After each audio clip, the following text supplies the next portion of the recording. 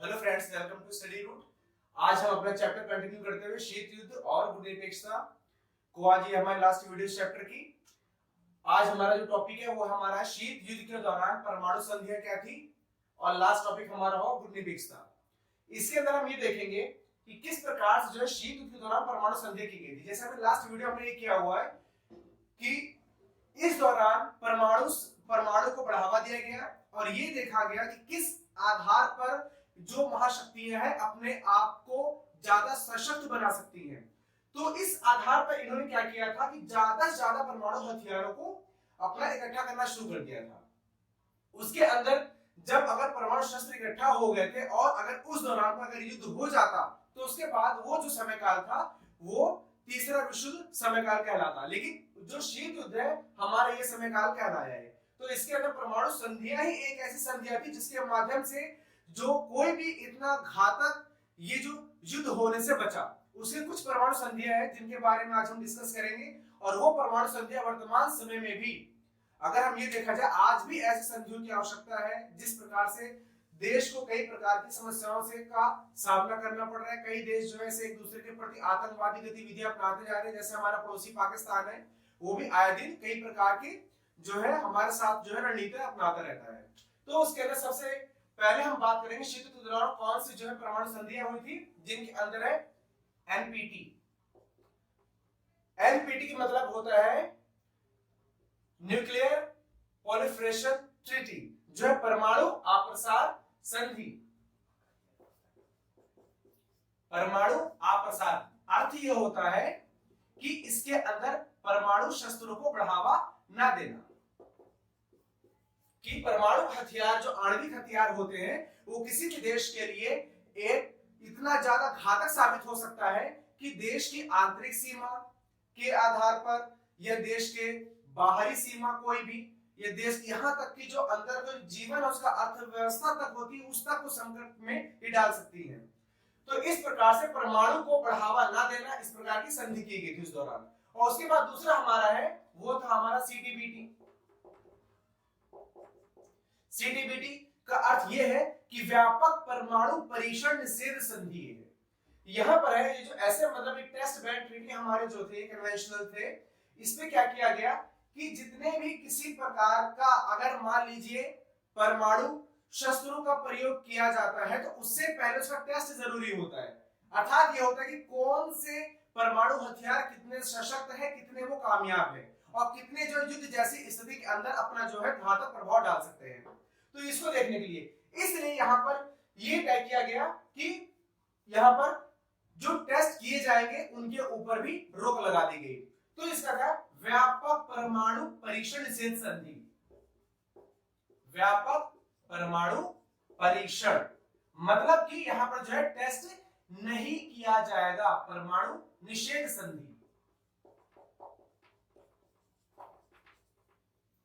तो परमाणु शस्त्र अगर इस तरह से जो उनका प्रयोग करने पर बहुत प्रकार की समस्याएं सामने खड़ी हो जाती हैं, ठीक है। तो उनमें से दूसरा ये था। अब इसके बाद जो हम बात करते हैं वो हमारा क्या है, एलटीबीटी। एलटीबीटी क्या है, लिमिटेड टेस्ट बैंड ट्रीटी।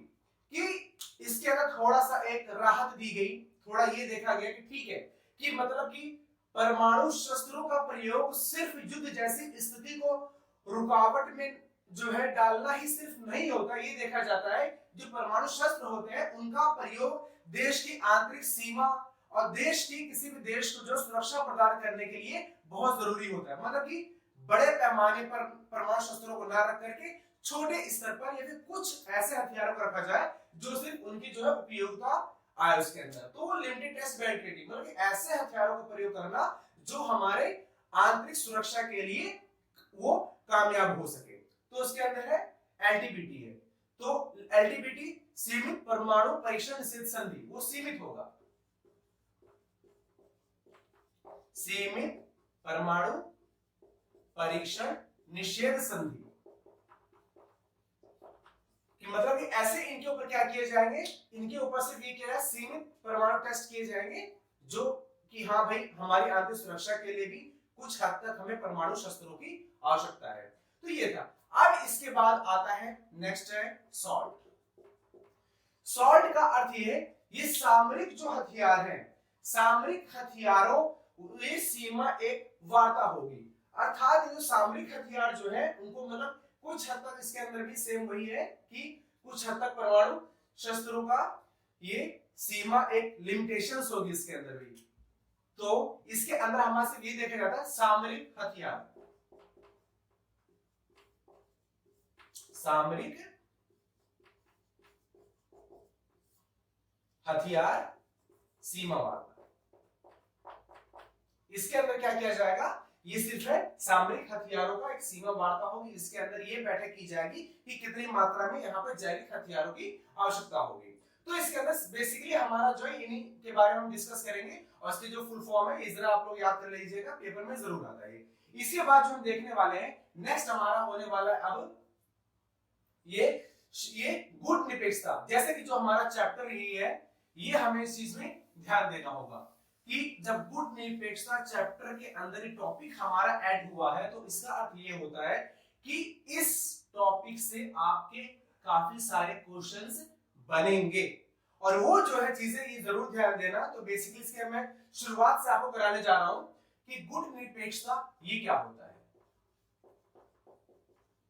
गुट निरपेक्षता का अर्थ ये होता है, लास्ट वीडियो में हमने किया हुआ है कि जो या तो अमेरिका और जो सोवियत संघ है ये महाशक्तियां थी, इन दोनों से अलग रह करके एक नया गुट का निर्माण करना। जो देश नव स्वतंत्रता प्राप्त है वो इन दोनों से अलग रहकर दोनों से आवश्यकताओं की पूर्ति करते रहना, यही होता है गुट निरपेक्षता। तो इसके अंदर जो प्रमुख यहाँ पे जो संधि के बीच ये हुई थी गुट निरपेक्षता की, ये प्रमुख जो है हुई थी किन के बीच में हुई थी। सबसे पहले है इसके अंदर भारत बेसिकली हम भारत के सबसे नामी प्रोत्साहन जो दिया था, भारत के प्रथम प्रधानमंत्री जो थे वो थे पंडित जवाहरलाल नेहरू। इन्होंने इस नीति को ज्यादा बड़े पैमाने पर ले जाने के लिए सबसे पहले अथक प्रयास किया था। उसके बाद यूगोस्लाविया के जो एक शासक थे उनका नाम था जोसेफ ब्रॉन्स टीटो।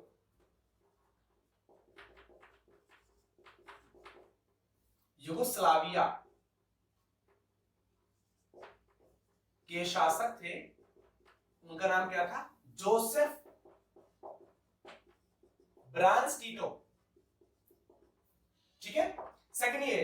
अब जब थर्ड के हम जो बात करेंगे उसके बाद मिस्र के शासक जो थे वो थे गमाल अब्दुल नासिर। मिस्र के जो शासक थे मिस्र के थे वो थे गमाल अब्दुल नासिर। ये है तीन, ये हो गए। उसके बाद जो हमारे हैं इंडोनेशिया के राष्ट्रपति सुकर्णो। इंडोनेशिया के राष्ट्रपति सुकर्णो। फिर लास्ट हमारा बचता है घाना के प्रथम प्रधानमंत्री थे वो। घाना के प्रथम प्रधानमंत्री के कौन है, क्वामे नक्रूमा।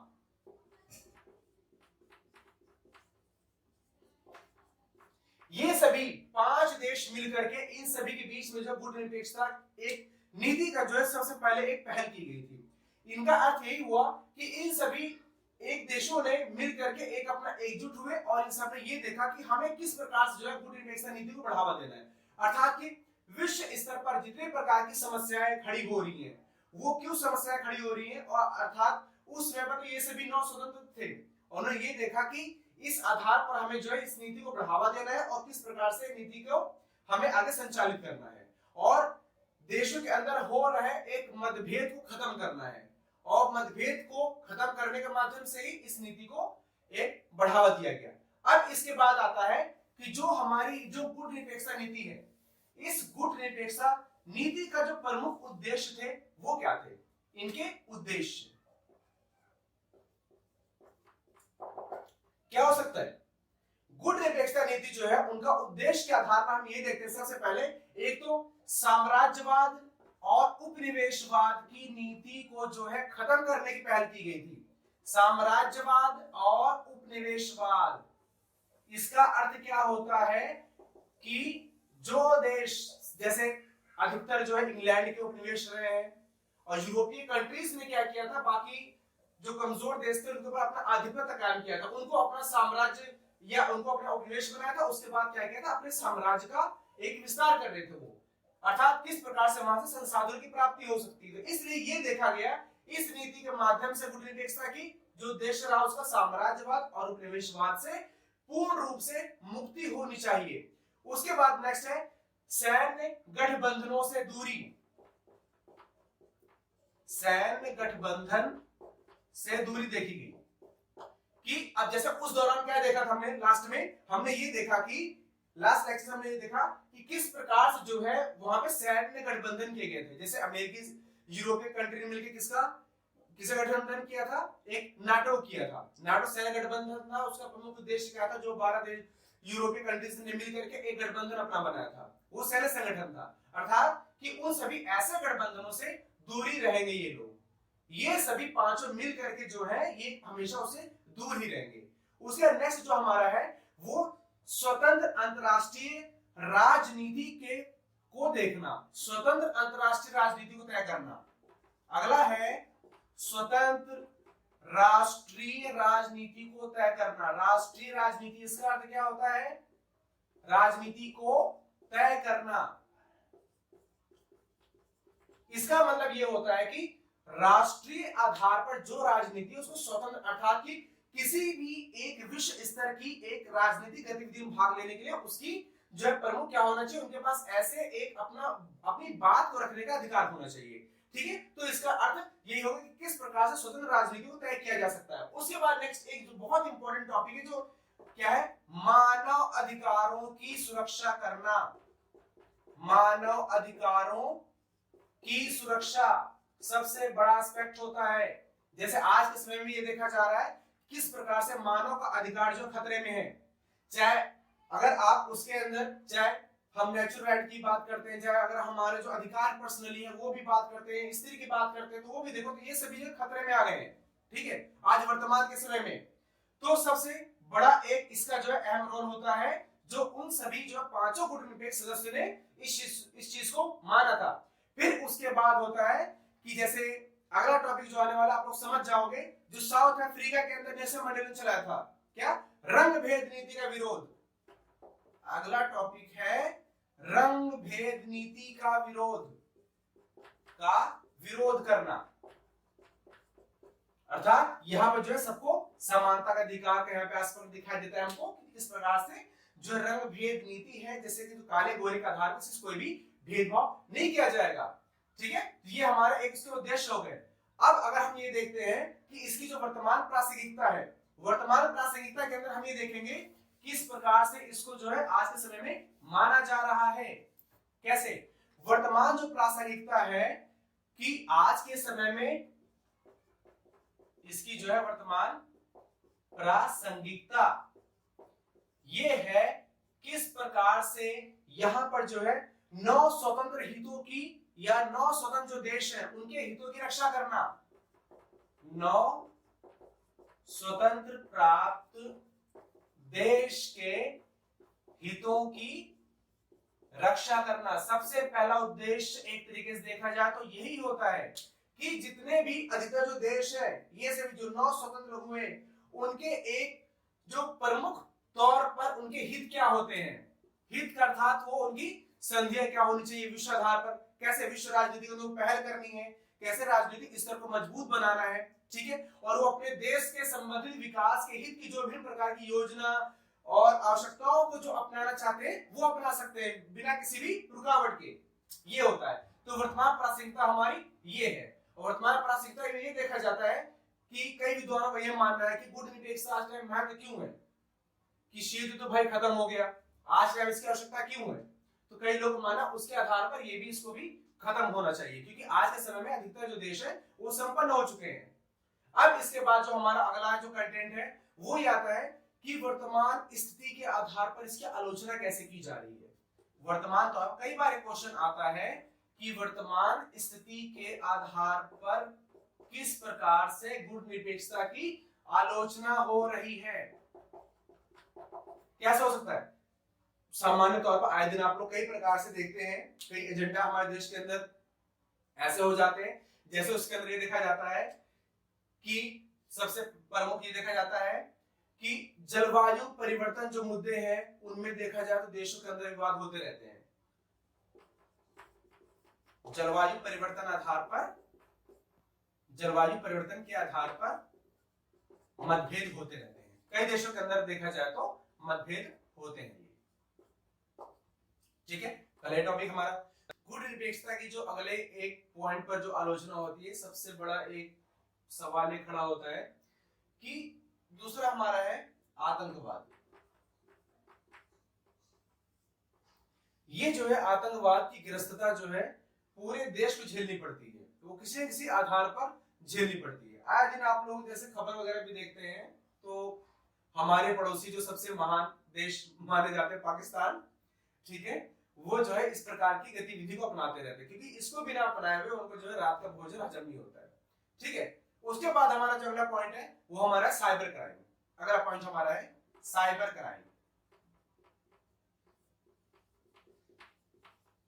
साइबर क्राइम का अर्थ ये है कि जैसे इंटरनेट ने तो क्या किया है, इंटरनेट ने आज के समय में पूरी तरह से राजनीति को या विश्व स्तर को, राजनीति, सामाजिक हर प्रकार की व्यवस्था को एक जो है आसान बना दिया है। परंतु जितना आसान बनाया है उतनी आसानी से इसमें जो है घोटालेबाजी भी कर देते हैं। देखते हो ना, कई बार क्या होता है कि फोन आता है, सर अपना डिटेल बताइए बैंक का, हम आपका ये करने वाले हैं, आपका इतने की लॉटरी लगी, इतने का आपको लोन मिलने वाला है। ये सारी चीजें क्या है, ये सभी आप लोग थोड़ा सा आपसे एक क्लू लेते हैं, आप लोग उनको दे देते हो, उसके बाद क्या होता है, सीधा आपका खाता जो है वो खाली हो जाता है। ठीक है, तो इस आधार पर साइबर क्राइम का ही एक ये कारण माना जाता है। ठीक है, अगला पॉइंट जो हमारा है वो क्या है, ऋणग्रस्तता। ग्रस्तता या फिर जाल, ऋण जाल। जैसे कि ऋण के बारे में खैर आगे हम करेंगे, ऋण कोई देश लेते हैं तो कैसे लेते हैं, कहां से लेते हैं, हम इसके अंदर उतनी सारी लंबे टॉपिक पे नहीं जाएंगे। मैं सिर्फ इतना बताना चाहूंगा, छोटा सा एक व्यू देना चाहूंगा इसका, कि जो एक ऋण का मतलब होता है कर्ज लेना, कर्ज लेना मतलब कि देश के अंदर जैसे हर देश पूर्ण रूप से संपन्न नहीं होता है, संसाधनों संपन्न नहीं है, तो इस कारण से उसको जरूरत पड़ती है ऐसी एक संस्था की जहां से वो भारी मात्रा के अंदर ऋण ले सके और अपने देश का विकास कर सके। परंतु आज के समय में ये हुआ कि विकास करने का एक इरादा है, परंतु ऋण लेने के बाद उसका जो है वो ग्रस्तता में वो फंसते चले जाते हैं और उसको जो है वापस करना बहुत मुश्किल हो जाता है। इस कारण से जो है ये ऋण जाल या फिर ऋण ग्रस्तता कई देश इसके चपेट में हैं और उनको ज्यादा इसका सामना भी करना पड़ रहा है। ठीक है, तो आज ये हमारा चैप्टर पूरा कंप्लीट हुआ है। ठीक है, इसके बाद जो है नेक्स्ट चैप्टर हम आगे करेंगे। ठीक है, थैंक यू।